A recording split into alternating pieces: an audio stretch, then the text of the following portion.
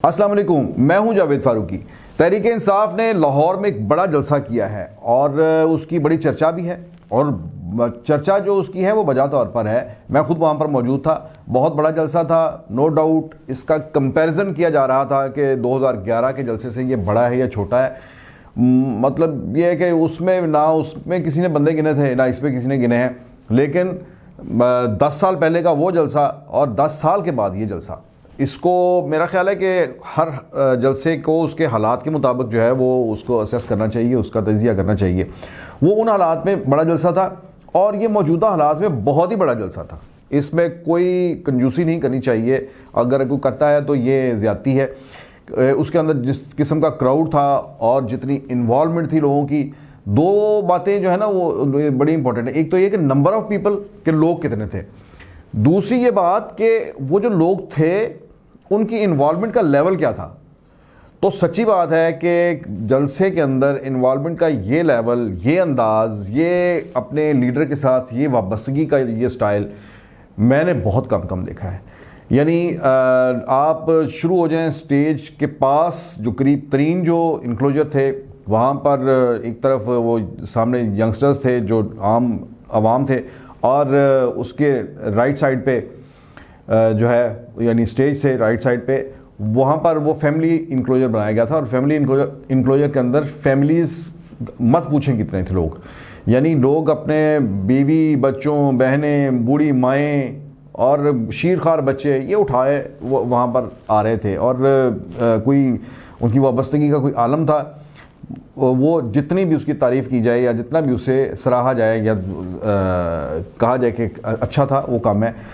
जो जलसागाह से इमरान खान के लिए और दूसरे स्पीकर्स जो हैं उनके लिए जो एक रद्दअमल, जो रिस्पॉन्ड करना जिसे कहते हैं, वो भी बहुत आला था।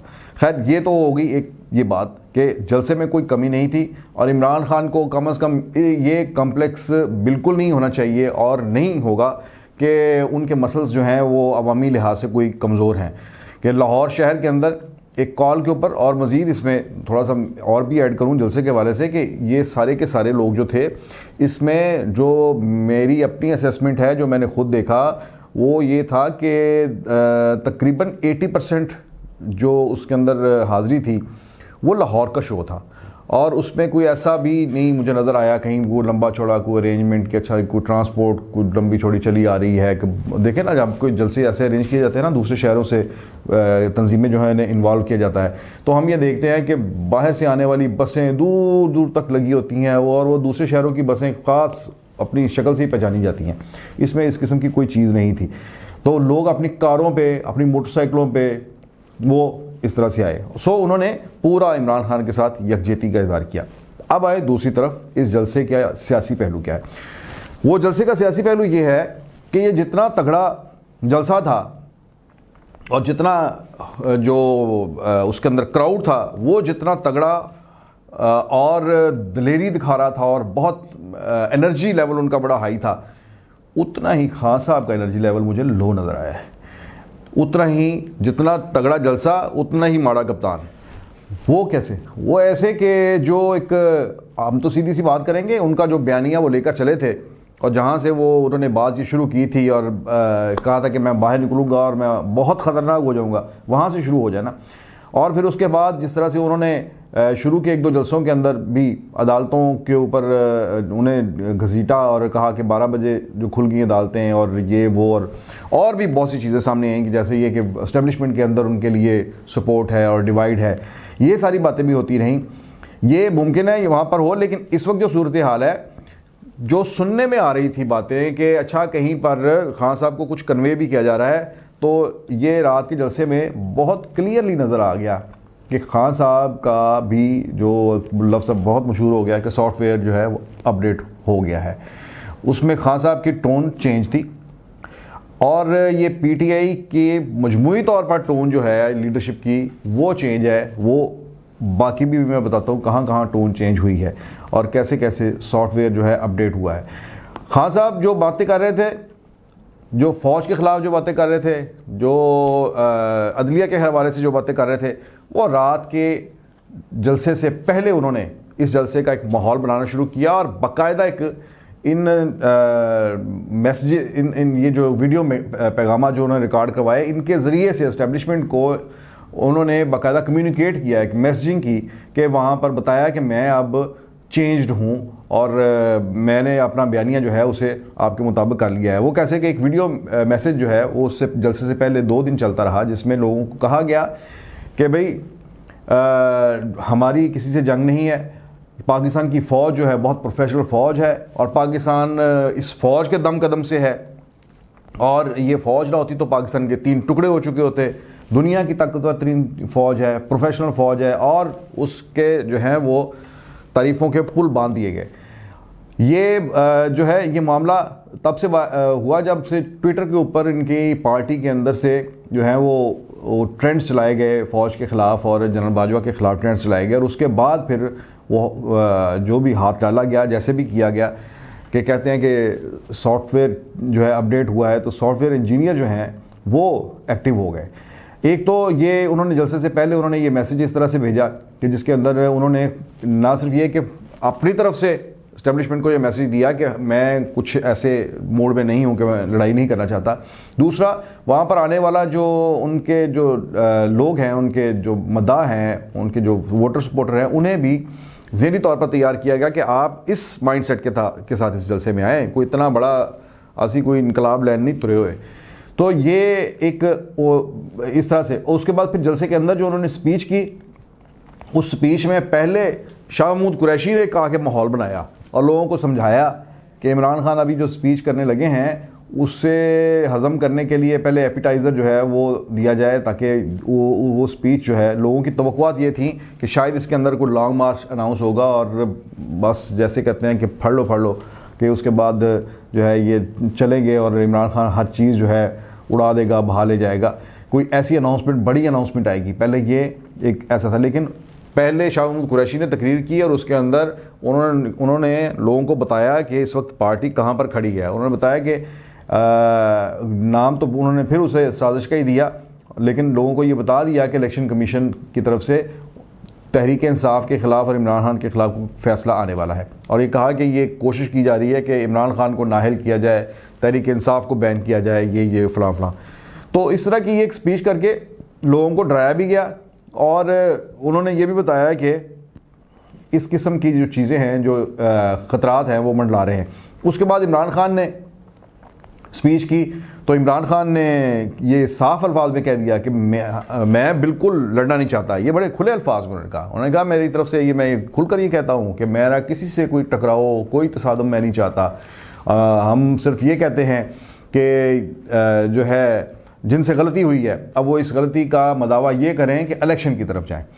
सो ये इलेक्शन का मुतालबा जो है ये एक बड़ा सियासी सा मुतालबा है, ये हमेशा से होता आया है, और इलेक्शन कब होना है, कैसे होना है, ये इसके लिए उन्हें सियासत करने का कोई ज़्यादा मार्जिन नहीं है इसके अंदर, क्योंकि हुकूमत की मुद्दत ही सारी पीछे कोई 12-14 माह रह गई है और 15 माह रह गई होगी, और इस 14-15 माह के अंदर में भी जो एक सुप्रीम कोर्ट के अंदर इलेक्शन कमीशन को जब रिपोर्ट मांगी तो चीफ इलेक्शन कमिश्नर ने वहाँ जाकर कहा कि जनाब 7 माह से पहले तो हम इलेक्शन करवा ही नहीं सकते। उन्होंने अपनी जो थी मजबूरी वो बताई, तो 7 माह तो ये पहले ये निकाल दें, तो उन 7 माह के बाद ही जो है वो अगली बात शुरू होगी। सो ये 7 माह यानी ये अगर अप्रैल है तो और 7 माह ये नवंबर के करीब चला जाता है मामला, तो ये साल तो निकल गया। अब उसके बाद फिर 2-4 माह जो है वो गुजारने में कोई ऐसा मसला नहीं बनता, तो ये भी मामला जो है ये आहिस्ता आहिस्ता उसी तरह से हल हो जाएंगे जैसे मेरा ख्याल है कि अफाका हो जाएगा। जैसे सदर आरफ अलवी उन्होंने पहले काबीना का प्राइम मिनिस्टर का हलफ नहीं लिया, फिर कह दिया कि मेरी तबीयत ठीक नहीं है, फिर काबीना का हलफ नहीं लिया, वो भी चेयरमैन सेनेट को लेना पड़ा। उसके बाद फिर जो अब बात जो है वो बाहर निकली है और ये पता चला है कि सदर साहब को भी कन्वे किया गया बाकायदा तौर पर, और कहाँ से कन्वे किया गया, वहीं से कन्वे किया गया जहाँ से इनकी खातिर पहले टेलीफोन कॉल्स जाती थी, जो पहले कहा जाता था कि फ़ोन कॉल्स वहाँ से जाती हैं, और वो कहते थे कि अच्छा आज के दिन ये बिल मंजूर नहीं होगा, इत्तेहादी भी चले गए, ये हो गया वो हो गया। और शाम को हम देखते थे कि तहरीक इंसाफ वाले जो है वो डोल डमक्के बजा रहे होते थे कि बिल ऐसा बिल जिसके ऊपर तमाम इत्तेहादी जो साथ नहीं थे और हुकूमत शिकस्त खाने लगी थी, वो तहरीक इंसाफ शाम को बिल मंजूर करवा लेती थी। वो क्या कहते थे? वो कहते थे कि जनाब वो फ़ोन आ गए थे, वो फ़ोन जब जिधर जा रहे थे पहले, अब इनकी तरफ आना शुरू हो गए हैं और वही जो सॉफ्टवेयर इंजीनियर हैं वो इधर बिज़ी हो गए। वो सदर साहब को जाकर समझाया गया है किसी ना किसी तरह से कि अब आप ये जो अड़ी फंसी है इसे बस ख़त्म करें। प्राइम मिनिस्टर का आपने ओथ नहीं लिया और उसके बाद कैबिनेट का भी ओथ नहीं लिया, अब इसको मज़ीद ऐसे कोई सियासी डेडलॉक ना चलाएं, ना पैदा करें और मामला को आगे चलने दें। उसके बाद फिर उन्होंने जो कैबिनेट में जो इजाफा हुआ है आज उन्होंने उसका हलफ ले लिया। आज एक और डेवलपमेंट ये हुई कि गवर्नर पंजाब के जो नौमुंतखब वज़ीर आला हैं हमजा शहबाज, उनका हलफ नहीं ले रहे। तो आज हाई कोर्ट ने 2 घंटे का वक्त दिया, 2 घंटे का। उन्होंने कहा ये 2 घंटे के अंदर गवर्नर से कहें कि हाँ या ना में जवाब दें, हलफ लेना है या नहीं लेना। वो लिख कर दे दें सदर को कि उन्होंने हलफ लेना है या नहीं लेना। वो फिर एडवोकेट जनरल ने कहा जी कि उन्होंने वो विदिन 24 आवर जो है वो सदर को लिख कर भेज देंगे कि वो हलफ अगर नहीं लेना चाहते तो किन ग्राउंड्स पर नहीं लेना चाहते।